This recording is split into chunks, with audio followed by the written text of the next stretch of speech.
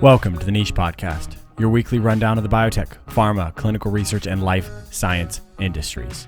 I'm your host, Dr. Noah Goodson. This week, 2 FDA approvals, cellulite and tattoos. Ginkgo pulls in $2.5 billion, and Caris, massive growth equity for oncology testing.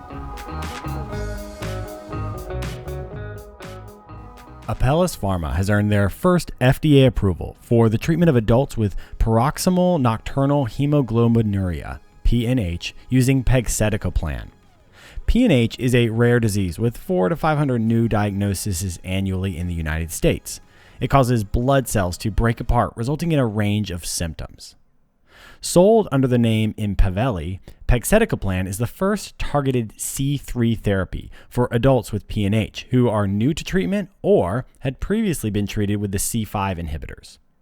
This is the first novel complement inhibitor to be approved in 15 years. The complement system is an integrated network of more than 30 proteins involved in diverse functions across the body, from innate immunity to inflammation. Dysregulation causes a variety of diseases. In a head-to-head phase 3 clinical trial, pegcetacoplan was dramatically better than the C5 complement inhibitor Soliton in patients with PNH. 85% of patients with pegcetacoplan were transfusion-free at 16 weeks, compared to only 15% with Soliton. That is a life-changing difference. Some analysts predict sales of around $400 million annually for this approval. For now, Apellis has a lot more in the pipeline with pegcetacoplan in clinical trials for multiple indications in hematology, nephrology, neurology, and ophthalmology. All systemic versions, excluding ophthalmology, fall under a $1.2 billion deal signed with Sobi last year. Check out episode 18 for more details. For many adults suffering from PNH, Apellis looks like a life-changing new therapy. The fallout of opioid abuse in the United States is set to continue across the next decade. This includes not only the patients who became addicted, but also the companies involved. An upside through all the challenges has been an increased push for non-opioid pain relievers. Many individuals first encounter opioids after surgery. Heron Therapeutics has received FDA approval to treat post-operative pain with the sustained-release dual-acting Zen Relief. It combines a local anesthetic with a non-steroidal anti-inflammatory. Applied after surgery to the targeted area, Zen Relief can provide sustained, localized analgesic support for up to 72 hours. Zen Relief was approved late last year in the EU and can now be used in certain surgeries in the US.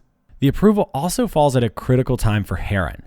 Their oncology support portfolio saw decreased sales in Q1 2021 compared to the same time in 2020.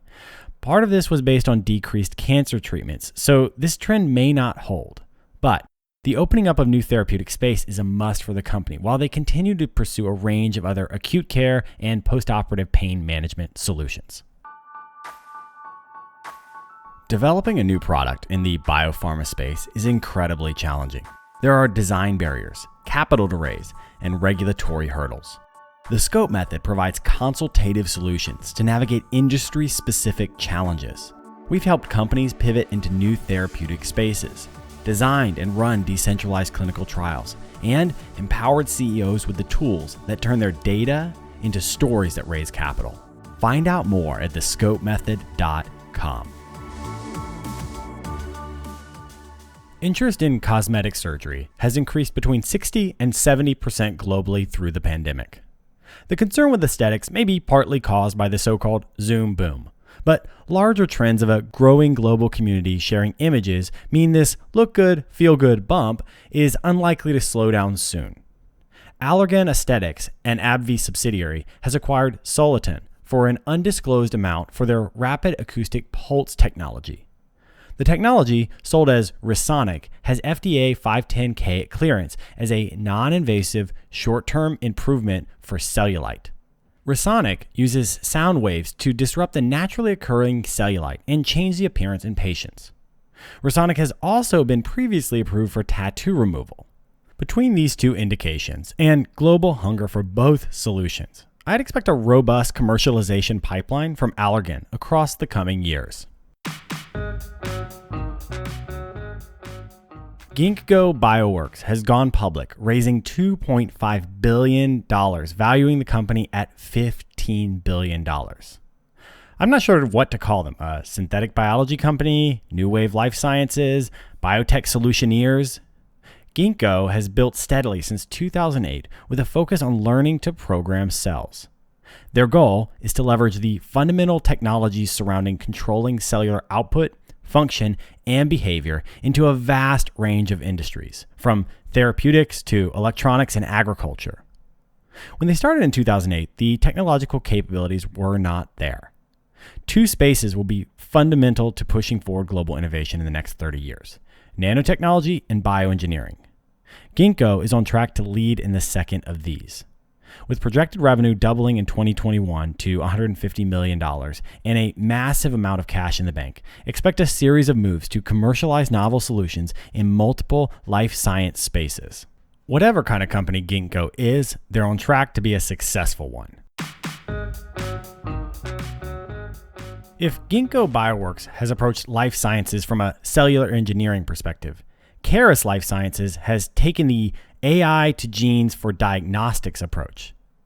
As we talk about regularly, diagnostic testing is going to continue to see a massive boom across the next decade. Not only will it be a critical part of at-home care, but it's at the heart of personalized medicine, and particularly the targeted oncology space requires extensive use and specific applications of testing to allow these numerous multi-billion-dollar therapies to be adopted.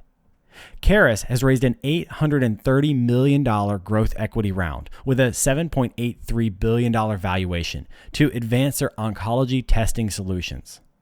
They aren't delaying action either. Last week, they announced a collaboration with the Sydney Chemo Cancer Institute. This is just another sign-up in the Caris Precision Oncology Alliance, or POA.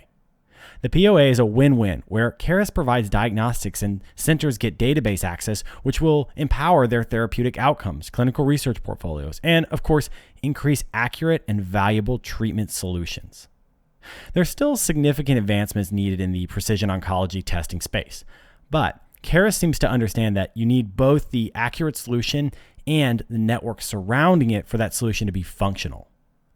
I'd guess some of the $830 million will be used to acquire complementary solutions for Caris to continue growth. Thanks for joining me on the Niche Podcast, your weekly summary of the top news in the biotech, clinical trials, and life science industries. You can learn more at thenichepod.com or find us on your favorite podcast app. Like, comment, subscribe, and most of all, share with your friends. If you like what you hear, please rate and review. It really helps us. Once again, I'm Dr. Noah Goodson, and I'll see you next week.